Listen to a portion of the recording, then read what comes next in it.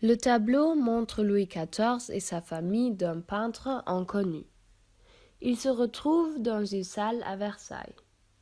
Louis XIV est la personne qui est assise sur une chaise. Sa position est très majestueuse et confiant. Il porte une chemise bleue et blanc et un manteau marron avec des boutons dorés. Son pantalon et son jupe sont aussi marrons. Il porte une perruque marron avec une grande raie.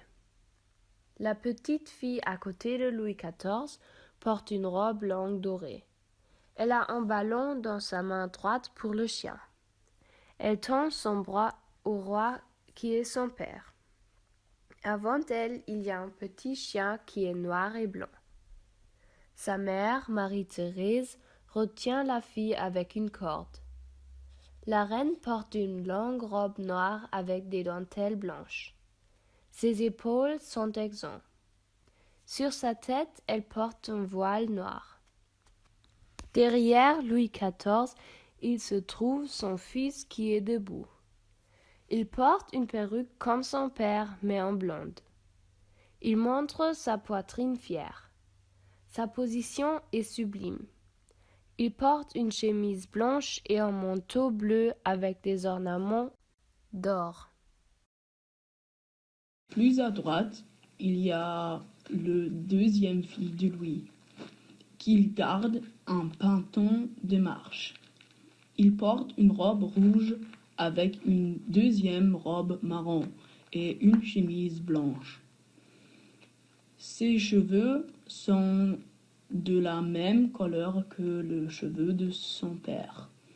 Ses chaussettes sont rouges et ses chaussures, qui sont très typiques pour l'époque de Louis XIV, sont noires. La mode à l'époque de Louis XIV avait une grande importance. Tout le monde s'est orienté à la famille royale. Les perruques étaient très chères, juste comme la dentelle et les tissus. Par exemple, le velours ou la soie.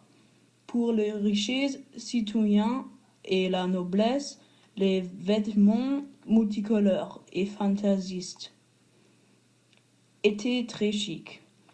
Les hommes portaient des grandes jupes et des pantalons étroits, une chemise comme un boléro et un grand manteau. Sur le vêtement, il y avait beaucoup de nœuds et de dentelles. Il portait les chaussures avec hauts talons. Sur le perruque longue et bouclée, il portait de chapeaux avec deux plumes. Les vêtements de femmes étaient découpés pré-corps. Il portait des robes avec des grands manches et un grand décolleté. Souvent, l'épaule était exsangue. La coiffure qu'on portait les plus s'appelle à la Sévigné et était un nœud en fond de la tête. Les cheveux du côté étaient francs et bouclés. Une autre coiffure très connue était le hurluberlu. C'étaient deux tresses qui étaient plus grands à la tête, mais juste une boucle dessous. La mode des enfants ne faisait pas une différence entre filles et garçons. Tout le monde portait les robes avec un tablier. Les coiffures étaient différentes, mais chacun avait les cheveux longs. À l'âge de 6 ans, les filles devaient porter un corset et les garçons portaient des pantalons. Les vêtements des fermiers et les citoyens étaient plus simples et sans plier couleur. Les hommes portaient les couleurs sombres et les tissus simples. Les femmes portaient les robes plus courtes et sans dotées ou nœuds, parce que c'était moins cher et plus pratique.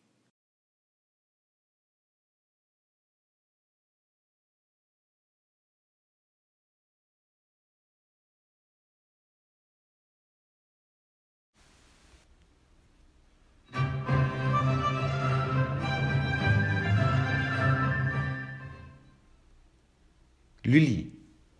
de valet à surintendant de la musique au cours de Louis XIV. De nos jours, nous connaissons Lully comme fondateur de l'Opéra national de France. Mais la vie de Lully n'a été pas simple tous les jours. Jean-Baptiste Lully a été originaire d'une famille de mauvaises conditions. Sa promotion au cours de Louis XIV, il y voit sa disposition musicale. Jean-Baptiste Lully est né le 20 novembre 1632 à Florence. Avec 7 ans, il a reçu sa première cours de la musique d'art franciscain. 1646, il est allé à Paris comme laïc. En raison de sa talent musical, il a eu plus en plus d'attention du roi Louis XIV. Parmi d'autres, il a été porte du groupe 24 violons du roi et il a impressionné avec sa suggestion d'occupation originale. À court, il a travaillé beaucoup ensemble avec Molière, qui était le chef du théâtre. 1669, il a reçu la permission royale de représenter ses opéras. Entre 1673 et 1686, il a écrit 14 opéras.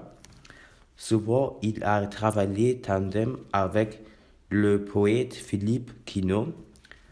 L'œuvre le plus connu, c'est Alcestis, en allemand Alcestis, expert parler que Louis XIV a défini la musique d'opéra, mais pourquoi?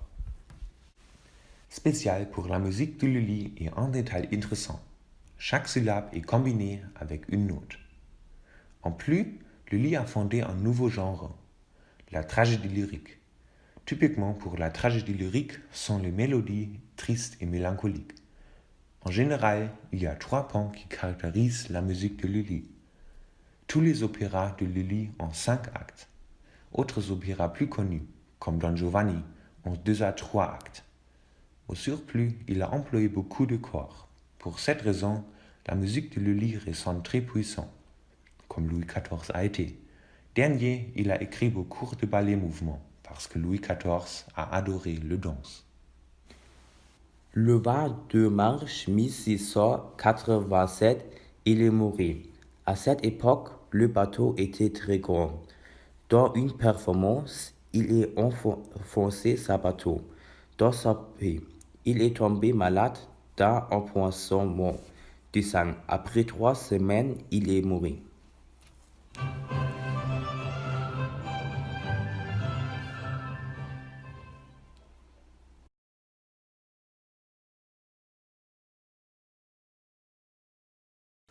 Audioguide Louis XIV. Le petit roi Louis est né le 5 septembre 1638 au château de Saint-Germain-en-Laye. Jusqu'en 1643, il était un prince français. Dans cette année, il est devenu, à seulement 5 ans, le roi de France. Le roi Louis XIV a changé le système économique et obtenu la puissance entière du pays français. Après ça, la France était complètement catholique et l'Église travaillait avec l'État.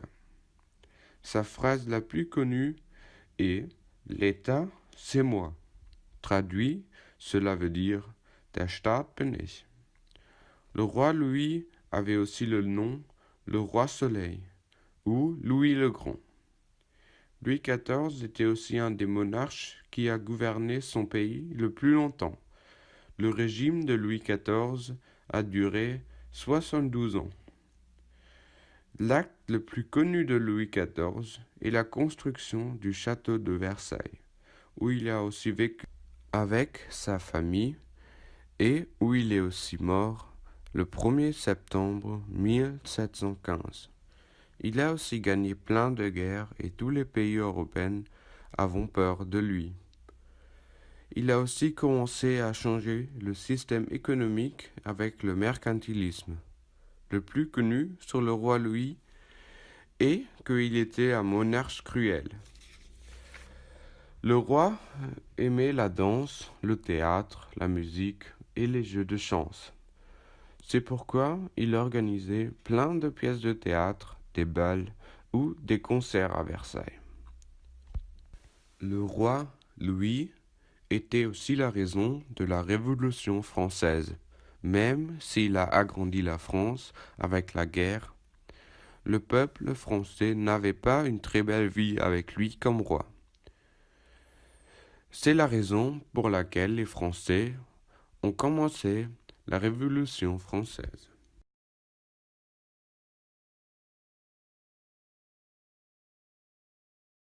Bonjour et bienvenue, Madame et Messieurs. Nous allons vous dire quelque chose sur le château de Versailles. Le château de Versailles est un château situé à Versailles, en France, et qui appartenait au roi de France, Louis XIV. Le roi y a vécu de 1682 à 1789. L'histoire. Il a été la résidence du roi de France Louis XIV. Il a été habité du 6 mai 1682 au 6 octobre 1789. En le construisant, on visait à grossir la monarchie française. Le château de Versailles est d'un style classique. Ses architectes sont Louis Le Vau, Jules Hardouin-Mansart et bien d'autres. La description. Le château de Versailles est situé au sud-est de Paris. Il fait aujourd'hui partie des monuments historiques. Il compte 2000 pièces, abrite 1000 pièces de musée, mesure 67 000 mètres carrés, comporte des jardins. Le parc s'étend sur 730 hectares. Le parc du château comprend plusieurs parties dont une ménagerie, une orangerie et la pièce d'eau de Suisse. On y trouve une magnifique galerie qui on nomme la galerie des glaces. Le fait. Dans le château, il y a 700 pièces, mais pas de toilettes. Dans la galerie des glaces, il y a 357 miroirs, longs de 63 mètres et hautes de 12 mètres. Des milliers de bougies pour éclairer les pièces, les escaliers et les couloirs du château. C'est 352 cheminées pour chauffer les châteaux et 800 hectares de parcs avec des bois pour la chasse et des jardins géométriques. Et plus de 200 statues de marbre blanc. Il y a environ 50 fontaines. Aussi, il y a un grand jardin potager avec beaucoup de sortes de légumes et une immense orangerie avec des arbres fruits. Et de nombreux animaux, des chevaux pour tirer des voitures et pour aller à la chasse, des porcs, des brebis, des volailles, des animaux exotiques, comme un éléphant, des tigres, des panthères. Merci pour leur attention.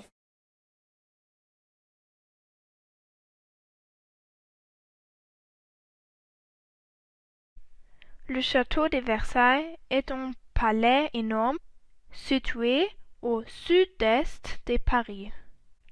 Il a été construit comme un pavillon de chasse au milieu du XVIIe siècle pour Louis XIII. En 1661, le roi Soleil Louis XIV a voulu créer une magnifique demeure pour la famille royale française. Le process durait plus de 53 ans. À Versailles, plus de 20 000 employés travaillent jour et nuit. Il y a eu beaucoup d'accidents avec des blessés et plus de 3 000 morts pendant la construction. Le château de Versailles est un site de patrimoine mondial. Il représente une des plus belles réalisations de l'art français au XVIIe siècle. Le château de Versailles était la résidence du roi, de la cour et du gouvernement royal. Il est devenu le centre du pouvoir royal. Le château compte 2300 chambres sur 63 000 mètres carrés. La salle la plus connue du château est la galerie des glaces. La galerie des glaces fait 315 mètres de long sur 10 mètres de large. Le miroir sont en face de nombreuses grandes fenêtres et devraient amener le parc dans le hall. Le parc du château de Versailles a une surface de plus que 6000 hectares avec beaucoup de sentiers et avenues. Chaque année, des millions de touristes visitent le château. La Révolution française a tout ruiné pour Louis XVI. Louis XVI et sa femme Marie-Antoinette vivaient à Versailles avec leur famille et leur cour jusqu'au 5e octobre 1789. Ce jour-là, les révolutionnaires ont pris d'assaut le château étincelant, forcé le roi et sa famille à quitter Versailles pour toujours. Le château est partiellement pillé par les révolutionnaires et reste en grande partie vide. Quand le roi mangeait seul, seulement son frère pouvait s'asseoir à sa table.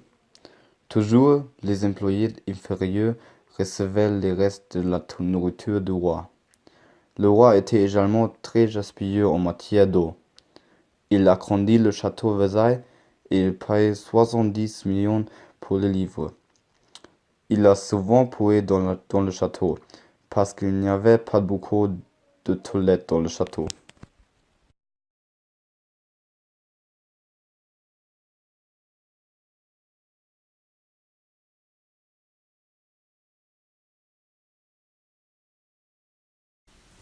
La vie du peuple était mauvaise. En France, il y avait plus de 20 millions d'habitants. C'était le pays qui avait le plus d'habitants en toute l'Europe.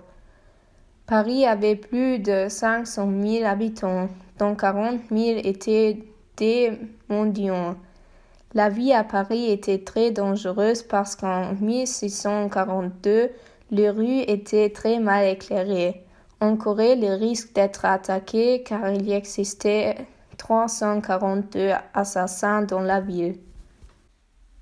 La médecine n'était pas trop avancée au XVIIe siècle.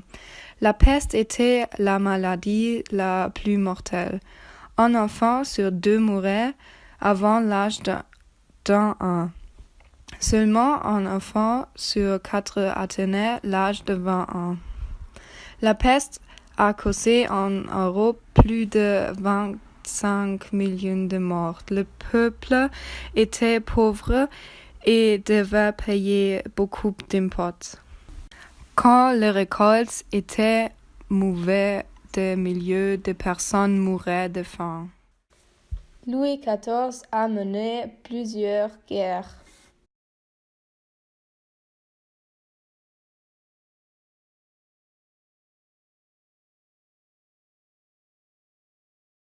La mode à Versailles. La mode pour les hommes à Versailles a été dictée surtout par le roi Louis XIV. Au début du règne de Louis XIV, on portait des vêtements suivants. Une sorte de brassière courte, ouverte devant pour exhiber la luxueuse chemise blanche. Par-dessus, on passe une large bande d'étoffe brodée de soie, gagnée de galons et de franges. Le baudrier, comme elle s'appelle, sert à soutenir l'épée. Sous le cou se noue avec des cordons une colle ornée de dentelle. Comme pantalon, on portait les autres choses qui sont presque entièrement dissimulées par la rente grave. Ça, c'est une sorte de jupe-culotte très extraordinaires en nœuds de dentelle et des rubans superposés. Comme chaussures, on portait les œillets avec de talons hauts. On portait un grand chapeau avec des plumes et dessous la perruque. Les hommes portaient aussi des gants en cuir souple et utilisaient une canne. Les femmes portaient un corset gratté. Ce corset a été décoré avec des broderies. Les manches étaient assez larges et terminées jusqu'au coude. Les épaules ont été soulignées. Surtout, on a porté des vêtements en couleur claire. Mais seulement 2 à 3% étaient la noblesse et la bourgeoisie. Les autres ont formé le peuple. Il était pauvre et beaucoup de vermandiers. Le métier préféré était l'artisan. Il a existé plusieurs types d'artisans et ils ont tous une fonction différente. Parce que la majorité n'était pas riche, le peuple a porté les vêtements pratiquement. Sur les dessins, on voit une famille dans le XVIIe siècle. Ils ont tous les cheveux marrons. Il est froid, c'est pourquoi ils portent les vêtements longs et des chapeaux. Les robes des femmes, le pantalon et le t-shirt d'hommes et les vêtements d'enfants sont sales. Ils sont pauvres parce qu'ils n'ont pas de chaussettes ou des chaussures à ses pieds. Les adultes sont assis sur une chaise et les enfants sont assis ou debout par terre. Le garçon au milieu joue de la flûte. Derrière, vous pouvez remarquer un petit feu que la famille prend pour chauffer la maison. Les affaires pour cuisiner sont situées par terre. Ça n'a pas l'air de l'ordre. L'atmosphère est triste et morne. Sur notre prochaine photo, on peut voir un portrait d'une famille. C'est un dessin dessiné d'Antoine et Louis Lenat vers 1647. Antoine et Louis étaient fameux peintres au XVIIe siècle. Sur le dessin, on voit 2 femmes, 3 hommes et 3 enfants. Les enfants sont un fils qui joue de la flûte et 2 filles qui portent une robe très chic. Le reste de la famille porte aussi les vêtements chics et pas sales. Quand même, on remarque la différence de les gens-là et la noblesse. Les robes des filles sont blanches et roses. Les chapeaux avec la plume rose va très bien avec ces robes. Les 2 dames portent une robe rouge. Les hommes portent un long manteau. Un homme un manteau noir et les autres un manteau vert. Un homme porte aussi un grand chapeau. Derrière, on voit un four pour chauffer la chambre. Le dessin est gentil et les personnes semblent heureuses.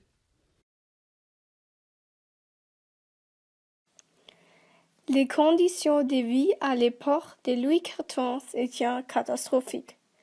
Les rois célébraient les grandes fêtes de l'argent des pauvres, car ils exigeaient des impôts toujours plus élevés.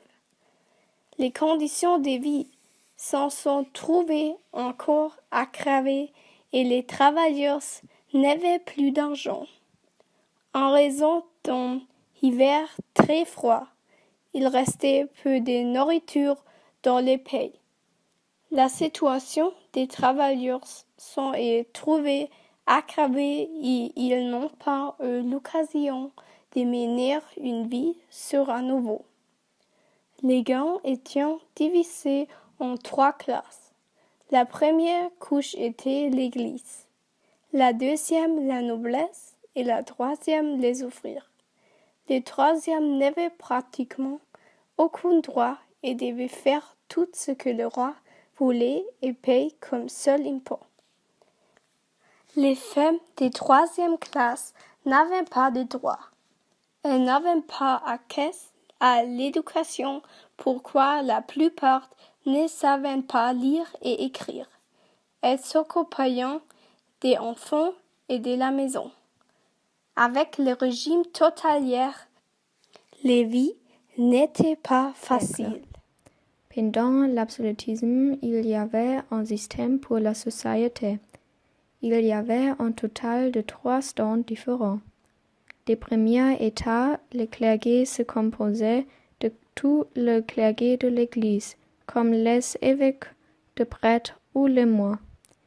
Dans le second état, la noblesse étant les nobles comme les ducs et les comtes de la société. Le troisième peuplement comprenait le reste de la population, comme les agriculteurs et les commerçants.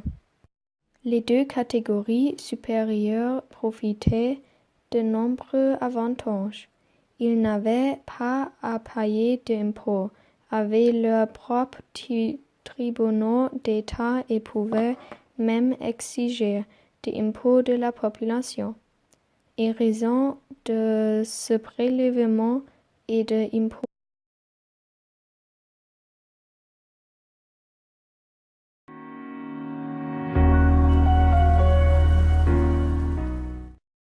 Bienvenue dans le musée d'histoire en Paris.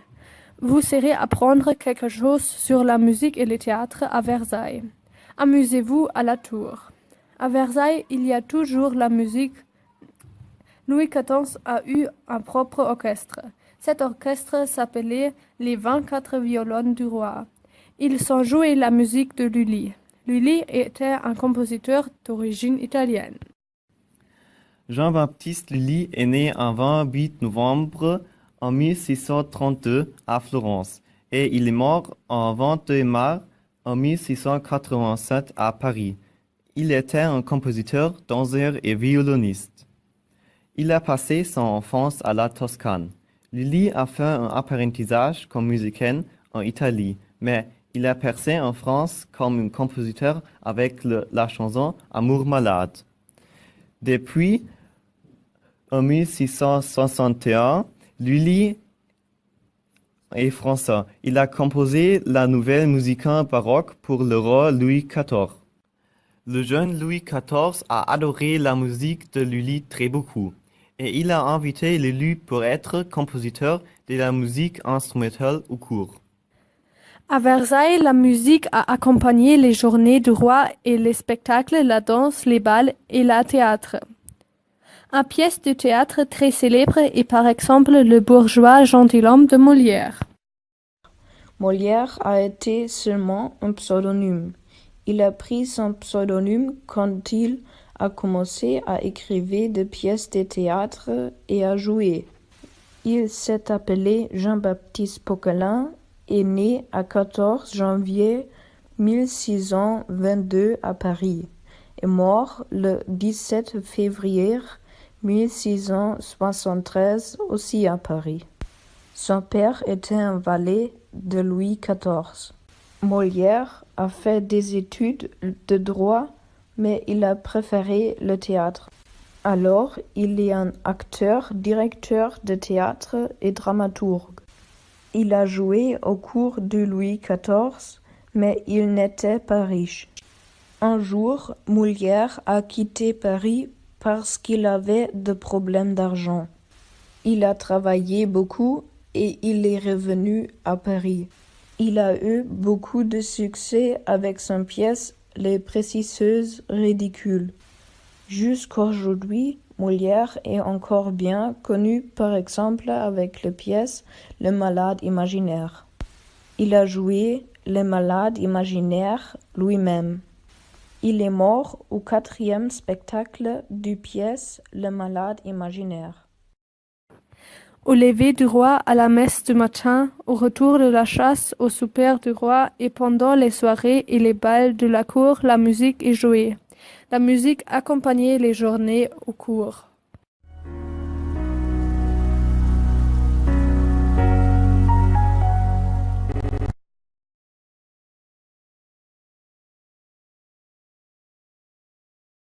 Ça, c'est Louis XIV.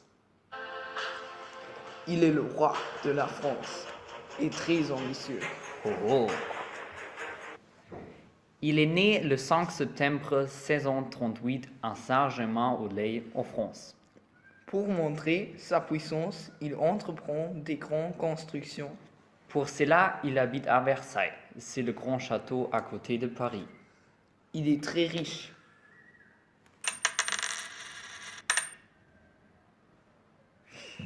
Tout le temps, il porte des vêtements chers. À 22 ans, il décide de gouverner seul. Il a dit « L'État, c'est moi ». Louis XIV a marqué l'absolutisme. Il aimerait être la personne la plus riche. Louis XIV est un monarque.